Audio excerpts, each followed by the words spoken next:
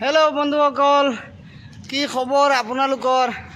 আশা কৰিছোঁ ভালে আছে আৰু ময়ো ভালে আছোঁ। কিন্তু যি গৰম যে দিছে বন্ধুসকল, গৰমৰ কাৰণে অৱস্থা বহুত বেয়া। যি 2-3 দিনৰ যি গৰম দিছে, গৰমত অৱস্থা কিন্তু বহুত বেয়া।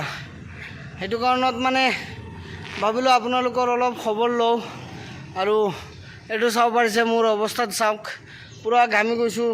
অলপ আগৰ শ্বাৰ্টটোতো পূৰা ভিজি গৈছিল। আৰু একচুৱেলি বেছি গৰম লগাৰ কাৰণটো হৈছে মানে এইটো চাওক, মোৰ গাড়ীটোত এচি নাইতো বাই মাৰুতি, সেইটো কাৰণত বেছি গৰম লাগে। আৰু বন্ধুসকল, মই আছোঁ বৰ্তমান ডিফুত।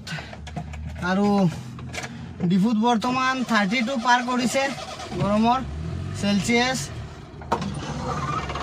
আৰু কি ক'ম বন্ধুসকল, আপোনালোকে কোনে ক'ৰ পৰা চাই আছে অলপ শ্বেয়াৰ কৰি দিব ভিডিঅ'টো, আৰু আপোনালোকে কমেণ্ট কৰিব কোনে ক'ৰ পৰা চাই আছে। আৰু মোৰ চাব পাৰিছে অৱস্থা চাব পাৰিছে মোৰ।